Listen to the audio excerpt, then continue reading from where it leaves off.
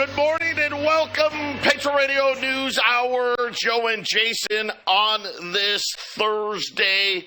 I hope it finds you well out there as, the start of the Phoenix Open. Yesterday's program canceled due to weather. It's a little chilly out there. At least no rain yet, but it won't matter. Hey, listen, it's the biggest party in golf. You'll see there's nothing to stop all the people out there. They just, let's face it. Let's just tell it what it is. People like to go out and get drunk. Yep, and we're using golf as the excuse. I shouldn't say nobody's there to watch the golf. There's some people that are there to watch golf, but the vast majority, they can care less about any golf whatsoever. But another huge crowds. I know it rained so much yesterday that a lot of the parking, they have it like on grass and in dirt. It got all flooded out, so some of the people with the best spots, the ones that you paid extra for that really good parking pass, that's close to the tournament. Yeah, those are all flooded out. So you're gonna have to be like everybody else and ride the bus. But at least there's no rain happening right now. So that's sport. We got Super Bowl weekend. It's Thursday. It has been another crazy week. The stock market, by all accounts, euphoria everywhere. The S&P really close to 5,000, and something we haven't seen in, I don't even know how to do the math here, since 1929. There's two different signals. We have one we haven't seen since 1971. Okay, so, of course, Richard Nixon closing the gold window, and, of course, the inflation started roaring. And then another signal that we haven't seen since 1929, and neither of those, right, you would call it great times, but we'll talk about that and a whole bunch more. We've got a huge sale coming up that you're not going to want to miss as well. Our toll-free number, 800-951-0592. The website at allamericangold.com. And Jason, we had jobless claims today. Despite all the layoff announcements, still, 218,000, kind of about what it was. Continuing claims still about what it was. Once again, the job market, at least the way the government's counting it, not giving us any signals about what's coming as far as the job market goes. And it's kind of interesting because we're starting to hear a lot of different stories from a lot of small business owners out there. Matter of fact, today's special that we're going to run is because a small business is in trouble and they need to, try to bail themselves out. But once again, another one of those signs that the Fed is hoping, right? Remember, they've been hoping for layoffs for like a year now. You're saying today's gold special is going to be a gold bail-in for a small business. So anyone who buys an ounce of gold today is helping the cause, so to speak. But yeah, you're right. The mixed information is abound. I mean, I don't think it's supposed to be, or they don't want to present it as easy. It's got to be confusing. Got to be confusing. So that way, I guess Powell got to trust in Powell. Got to trust in the Fed, right? Because they really know what's going on. Because it's really confusing, huh? But it's really not, Joe. It really isn't. And we've said this all the time. And this is how the boom and bust cycles work. Everything's good until it isn't. And it usually happens very, very quickly. It goes from, I'll use the housing financial crisis here. A lot of you, if you've been here since 2000, 2003, 2004. You know exactly what I'm talking about. People were lining up in the desert, remember, to buy homes. Right? There was nothing there, right? A scraped piece of land and a trailer, right? They didn't even have the model homes built. And people were paying lot premiums and all of this stuff and lining up in the desert to buy houses. And then one day in 2005, it stopped. And I mean, stop. Now, it didn't stop ever. It probably went into 06, right? About 06, people started to realize housing was in trouble. And then, of course, the financial crisis and all that and the Big Short, right? They were, going out to these subdivisions, right? And here's a whole street of homes, and nobody was in them. Right? Nobody was in them, and yet somebody was allegedly needing to pay the mortgage. Of course, the mortgage wasn't getting paid, but it happens just that fast. Lehman Brothers. Go back to Lehman. Ben Bernanke in August was saying, hey, we're going to keep raising rates. Rates were where they're at today, 5.25%. Lehman Brothers was out of business 60 days later. Bear Stearns, 2 weeks before, they got bought up. 2 weeks before they went under, right? Their CEO was on TV telling you how great his company was. It's going to happen, and it's going to be fast. Be prepared. 800-951-0592. Jason and I were coming right back.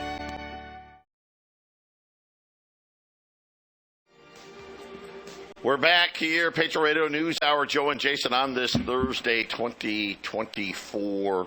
I think it's going to be the year of chaos. I really do. I mean, I know we talked about it a little bit yesterday, but how do you lose to none of these candidates? I mean, that's stuff you see on movies, right? That's stuff in a movie, right? A silly movie to boot, right? But that's what happened in Nevada the other day. The stock market doing things that we haven't seen in decades, in a century. Right now, the Dow down 100, the S&P's down 4, the Nasdaq's up 43, gold's down 5 at 2030.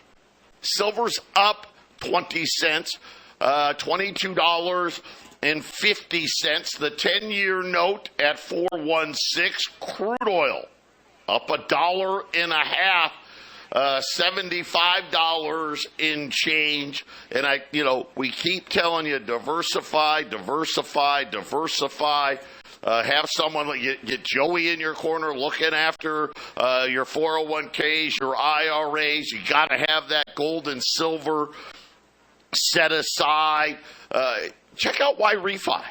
Listen, we're talking about 2024 is going to be a year of chaos, but really the next 5 to 10 years, it's just going to be different. It really is, because we're at the end of this huge debt bubble that's going to get these returns are going to get very, very hard. But why refi? You can get up to 10.25% fixed rates of return. What does fixed rate mean? It means it doesn't change. Well, what if this happens? What if that happens? What if A, B, C, and D happen? No, none of that matters. It's fixed. It doesn't change. You know exactly what you're going to get every single month, month after month. You turn your income on. You can turn it off. You guys know all that stuff. You got to have a minimum of $50,000. Check them out, investwhyrefi.com, or just call them at 888-YREFI24. But Jason, the S&P is doing something that we haven't seen in a generation. Assuming today and tomorrow, now today right now it's down 4 points, so nothing big. But assuming it's down, I don't know, like 100, 200 points tomorrow, the S&P, It'll be 14 out of the last 15 weeks that the S&P has gone higher. That will be the longest streak in 52 years, going back from November of 71. So what, a few months after Nixon closes the gold window, to February of 1972. So we're in that same thing, right? November. What happened in November? Remember they started talking about the Fed's going to cut rates. They're going to cut rates. We're all excited about cutting rates. And we're starting to hear even the guys on TV. I caught it yesterday. They're talking about euphoria, right? And we've seen this before, haven't we? Right? We saw it in the tech bubble, the dot-com crash. We saw it before Lehman Brothers. We saw it, well, I didn't see it. You guys probably didn't see it. Right? Remember the roaring 20s, right? We've seen these things before. Bank of America saying that this race to new highs is what they're calling extended euphoria. And they're saying that the weight of the evidence is really overwhelming when they start looking at all of the people that are bullish. Like Jason, everybody out there, bull, bull, bull, bull, bull. That's usually one of the best indicators to tell you, right, we're probably closing in on the top. Yeah, so bullish that Jamie Dimon's selling his stock. So bullish that Warren Buffett's selling his stock. Michael Burry selling his stock. He sold his stock almost a year ago. Big, huge players with big, huge amounts of money are selling their stock, and they're saying it's bullish. So I don't follow the richest men in the world and do everything that they do specifically because, first of all, I can't buy the stuff they can buy, but it's kind of a good idea that if the guys that are successful doing this are doing something, you may want to pay attention because that's typically those guys don't lose a lot of money and they really do gain a lot. So I don't know. Bullish and bearish is just another term, I guess, Joe, that can be thrown around haphazardly to get people to really mess up bad.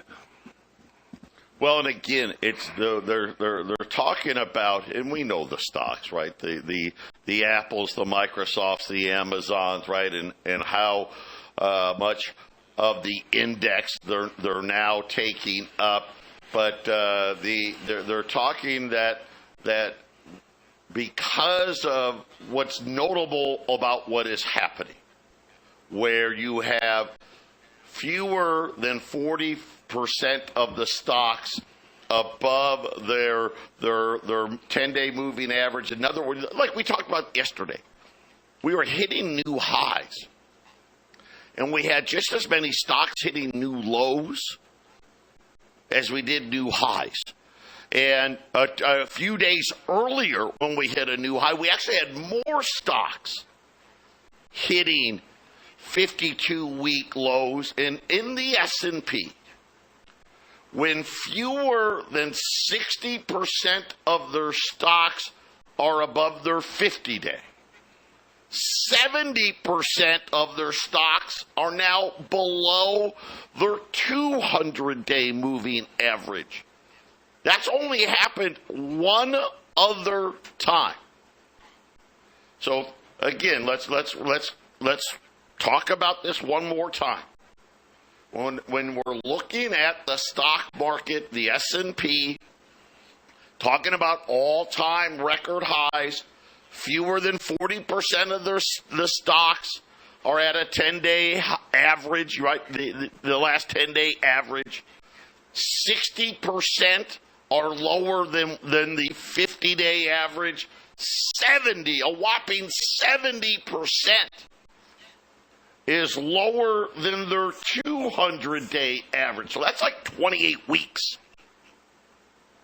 The last time this happened, and matter of fact, the only other time, September of 1928. I'm sorry. Yes, December of 1928 till August 8th of 1929, Jason. And of course, obviously, we know what happened in 1929, which fostered that Great Depression, right? We talk about, hey, the next 5 to 10 years may be a tough stretch here. This is one of the parallels that you can say, well, why do you say that? Well, we have a lot of these stocks that are not doing very well, but yet the market seemingly is at an all-time record high. Right, Joe. Yeah, it's another indication that big money is moving is in, and I think we said this earlier in the week. You know, the big guys don't just sell everything they got. You know, hey, having a controlling stake in a stock, you can't sell it all to have a controlling stake, but you know, you can move some of that money around, put it in the safer, the Big Ten. I mean, we do know that certain companies are going to last through hard market times. You know, what's the last place people will shop at? That's going to be Walmart. You know, Walmart stock's going to be strong, or if it dives, it's going to dive a lot less than the small guys, right, Joe? All the risky or the, hey, I'm going to put my money here because I think they're going to do really good. That money leaves first. You know, the Apple stock, the Walmart stock, some of the big tech stocks, that's the last to go. And it's why it's an investment. Stocks are an investment. You just got to be careful what you're doing. You better know what you're doing to have your money there, because things can get slippery really fast. Gold and silver, you know, literally are a rock. They're a metal rock that should be the rock of your savings. You know, you put it there to weather the inflation that's worse right now than it's been in a long time, to weather bad economic times, to weather weird wars that, you know, that the kings of the world want to wage against each other.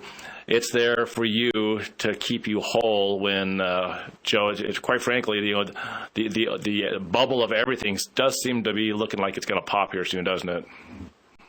Yeah, and again, you know, 14 out of 15 weeks, haven't seen that since 1971. And then the bigger piece, the breadth of the market, and that's really what we talked a lot about that, right? If you don't own about 10 stocks, right, you're not getting the great returns in these markets. But when you sit there and say, hey, 70% of the S&P is below their 200-day moving average, right? And you're sitting there like, well, when's the last time that happened? Oh, wait.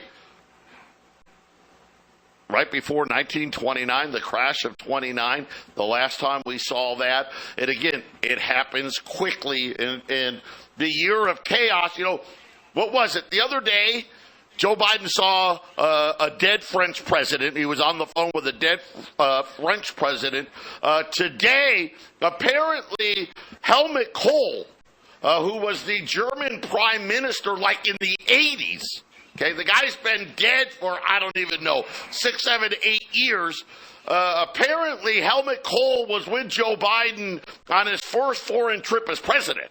So our president, Jason, continuing to see dead people. It's really fascinating. This is why, you know, when I sit there and you talk about the year of chaos, remember what Catherine Austin Fitts was talking about yesterday, about the lack of confidence that our people have in the United States, and specifically the debt markets. We had a massive 10-year auction yesterday.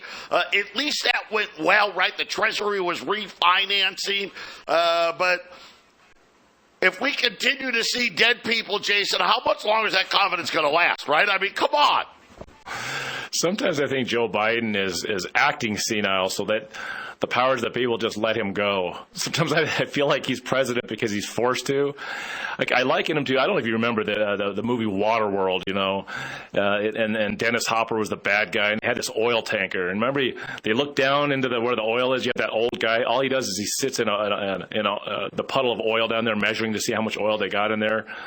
And then when Kevin Costner throws the match in there to blow the ship up at the end, you know, he sees the match coming to blow up the ship and he says, Oh, thank God, right? He knows it's over. Sometimes I wonder if Joe Biden literally is acting worse than he is because he just wants to get released from his duty. I mean, how old is he? Is he his 80s? The guy shouldn't have been working. You know, you're supposed to work so that at some point you can enjoy a few years before the ultimate end. But don't you sometimes wonder, because sometimes you can see in his eye that he's got something going on there, and then he just says the dumbest things, and it's like, people like to say, well, it's like my grandfather was like that before he went senile. Or my grandmother's like, yeah, but some days he is really sharp. You know, that's one thing. You can make fun of all his bad days, but you know what? He's got these sharp days where he says some very sharp things. So it just makes me wonder if he's really hoping that he can be released of duty after this election and go off into wherever he's going to go to I don't know. You know, it's just what I wonder, Joe. I will say this: he's has a history of saying stupid stuff. I mean, way before. I'm talking like he was saying dumb stuff 30 years ago. So I mean, I don't know, right? Maybe it just is what it is. But here's another creepy thing: you don't think that things are getting weird? What is the Treasury? So Janet Yellen is in front of Congress today. Do you know why? She's our Treasury Secretary.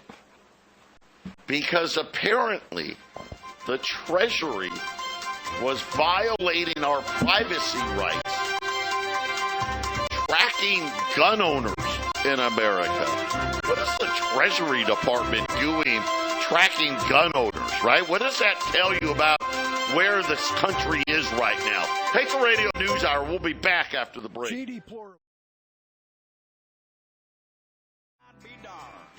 800-951-0592. Yeah, right now, Treasury Secretary Janet Yellen testifying in front of Congress after it's been revealed that the Select Subcommittee on the Weaponization of the Federal Government, that the Treasury Department, its Financial Crimes Enforcement Network. Okay, so the Treasury Department, obviously it's the Treasury, right? So, you know, they've got a financial crimes department. That makes sense, right? You know, hey, we got any big financial crimes occurring, apparently, unbeknownst to us, that now included the privacy of gun owners, because the Treasury's Financial Crimes Enforcement Network instructed banks to track purchases related to the firearms industry, targeting and labeling gun owners as potential active shooters, domestic terrorists, and homegrown violent extremists. Now, here's what's interesting. What got you on this list? Well, if you went to Bass Pro Shop or Cabela's, places anywhere that sold guns, you got on this. Even if you didn't, you may not, like, I don't even own a gun, but I like to fish, right? I don't know, or I went there, bought some camping gear. Yeah, you were on this list. And of course, Jason, we shouldn't be surprised. We already know that Homeland Security's been doing this. We know that the FBI and all that, they've been doing this stuff. But now the Treasury Department as well saying, oh yeah, we want to track everybody. This is really what they want. This is just another step into this digital money that they really want. They want to be able to track everybody and everything. Yeah, that's something that's been going on for decades, actually, already, right? I mean, how much tracking, how much surveillance was going on in the the 40s or the 70s, right? But then the 2000s, every 10, 20 years, you just see an increase in it. And now we're in the digital age. You know, the internet didn't really exist in any meaningful manner in the mid-90s. So here we are 30 years later. Look at the surveillance, how it's picked up. So no, we're just seeing the beginning of the breadth of it, and the digital currency, the digital dollar, the Federal Reserve note that's going to be digitized, that's going to be surveillance and control on a whole nother level. And we'll have to see at what level that gets implemented, if it's a fully implemented cash-free society or if it comes in slowly. But Joe, yeah, they're going to be able to freeze your accounts, when they decide you're not spending your money in the right place. They're going to say, hey, now that we know you're spending at these certain places, we can put you on the list, right? Have the IRS come in and do something. And this is why, you're seeing a lot of people and a lot of attention in the gold markets, right? Obviously looking at the volume of gold purchases over the last several years, it just continues to set records, because I think people, understand the need to have something outside of the system. Today, it's a good thing. We've got a great sale on $20 gold pieces. As you guys know, supply has been very, very tight. There's going to be 120 of these. I'm going to say they're Liberties, but I know there's going to be some Saints in there, but you get what you get. This is trying to save a business. A father, a customer of ours, his son's contracting business is in trouble, and like a lot of things, hey, it's my kid, I need to help him. So he's letting go of 120 $20 gold pieces. Here's the deal today: 1 through 9. $21.85. So you're going to save $30 a coin. 10 through 19, $21.75. So saving $40 a coin. 20 to 49, $21.65. Save $50 a coin. If you buy 50 or more, $2,150, saving $65 a coin. I mean, if you bought 50 of them, right, you're saving over $3,000. So 800-951-0592. I'll have these coins in next week. The savings again, and Jason, we've been seeing a lot of this, right? The small business guys talking about, hey, business has dried up. They've run into problems here. But 120 20s, 1 through 9, $21.85, 10 through 19, $21.75, 20 to 49, $21.65. 50 or more, $21.50.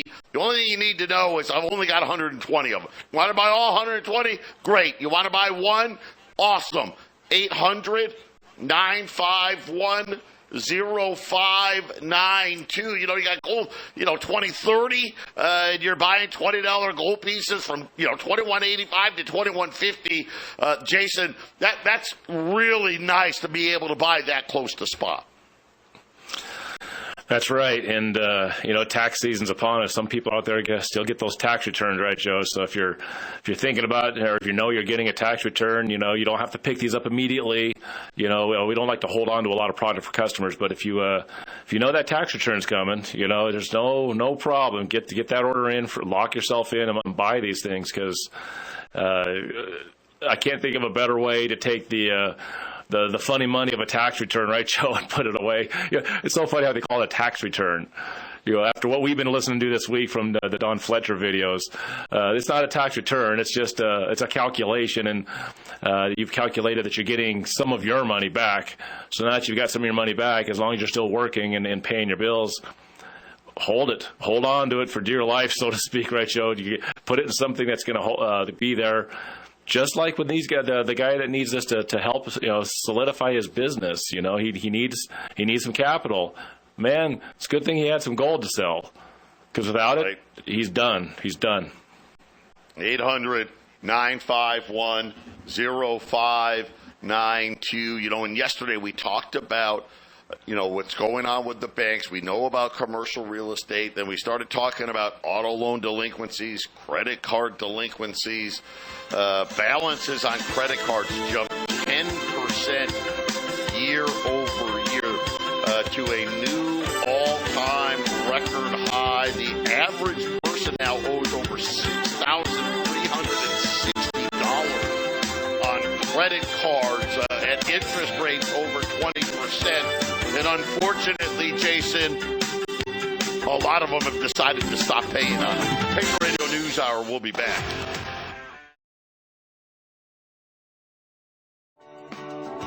$800-951-0592, the big $20 gold sale today. And man, we got, 2 lines still open if you're brand new. You know you need to put it away. Take advantage of this pricing. All you got to need to do when you call the 800 number, just tell the girls I want the special. That's all you got to say. I want the special. And we're going to ask you one really hard question. How many would you like? And you just say, hey, I want 1, I want 10, I want 20, I want 50. That's all you need to do. And we lock you right in. Once we have the product, we call you up, you come in, you pay for it, you send it, you take it on, you take it with you. If you're farther away, hey, you know what? Hey, Joe, your office is in the Deer Valley Air Park, but I live all the way out in Apache Junction or Casa Grande. I'm just going to mail you a check. Great. Mail us a check, and then we'll ship the product to you. We ship FedEx. So everybody, that's our primary way of shipping. If you hate your FedEx driver and you want us to ship it, post office or UPS will do that for you as well. But it's just that simple, and you're locked in. Whatever gold does after that doesn't matter. Gold could go up $100 tomorrow, and your price won't change. Now, conversely, it goes down. Your price doesn't change. You're locked in 1 through 9, $21.85. That's $30 off. 10 to 19, $21.75, $40 off. 20 to 49, $21.65, $50 off. You buy 50 or more, $21.50. Gold's at $20.30, $21.50. You save $65 a coin at 800-951-0592. TransUnion says the credit card data reported by the Fed yesterday may be a little dated. They're saying that seriously delinquent credit cards, those 90 days or more past due, have now hit the highest levels going back to 2009. So, Jason, we're talking about, that was right in the middle of the crisis, credit card delinquencies back to these crisis levels. The difference is the balances are much higher now, right? They owe more than ever, and they're not paying, according to TransUnion. They say more and more customers struggling with payments. They're seeing a lot of customers who used to pay their bill off monthly no longer able to do so. In addition to those who, they hadn't been paying their bill right? Their balances keep rising and they're not paying they're not paying at all. TransUnion says they expect to see these delinquencies to continue to track higher. So again, this is just another one of these signs. I'll say this. You want to talk about, I don't know if it's good news or bad news. Credit card balances only went up about $1 billion. This is for the month of January, well below expectations. Of course, the chances that means is a lot of people have hit the end of their rope is probably the reason why it only went up $1 billion, Jason. Right. It's why when you see credit card delinquencies going up like they are right now, it's a clear indication, because not everybody, but generally, I would say the high percentage, I would say even like 90%, the credit cards are that's the last gasp, right, Joe? It's the hey, I think we can get things to work if we do this, if we do this, if we do this, and then we'll pay the credit card back. Isn't that usually kind of the mentality when you're really down on it, and then when those other what ifs don't happen, then you can't pay the credit card. It's the first thing you don't pay. Yeah, how many times you said on the air, you pay the energy bill, you pay the rent or the mortgage, you don't want to get thrown out, you have to buy food or else you're not going to be able to work if you can't eat. So, the credit card bill, Joe, that's the one that doesn't get paid, and so it's a clear indication of how we're moving this. And we talked about how for a long time this is kind of a slow-moving crash. COVID really was a massive crash. It's just that they had a big, huge target to point their finger at. And I think a lot of people, Joe, just these couple of years past the so-called COVID emergency, I think the jobless claims, the job market, how these things don't seem to make a lot of sense is because I think people are like, well, at least it's not 2020. I think a lot of people say, well, at least it isn't 2021, right? I don't think the alarm bells and the emergency bells are really going off because I don't think people are panicking. I think they see opportunities or options maybe that since their situation's getting crappier, by day. But I think they think, well, think of how bad it was in 2020. We got back. Yeah, it's coming back, right? But I'm telling you, how many times I said to you, Joe, on our morning calls and on the air, these small businesses, which are a huge indication, credit card delinquency is another one, it's not getting better. 2022, I saw a slowdown. 2023 was a slowdown, and 2024 is I think it's just going to get monstrously worse. And it's all of the economic indicators you bring to the show, Joe. I haven't heard one that really seems to be a bright spot that's better. Question mark? Yeah, like question marks. Oh, this is kind of better, but what does it really mean? But how many? I remember years ago when I wasn't a part of Patriot, I'd listen to the shows. Once in a while, there was economic indicators. There was the so-called recovery from the economic recession, the Great Recession. There were these, nobody wanted to say it was good, but it was better. It wasn't the economic crash of the housing bubble, right? Obama's 1.5% GDP. But the stuff that's happening now is the housing crash type numbers, Joe. It's just happening in slow motion. Yeah, it was. That's what inflation does, though, doesn't it? It slowly eats away. 800-951-0592. Final segment coming up.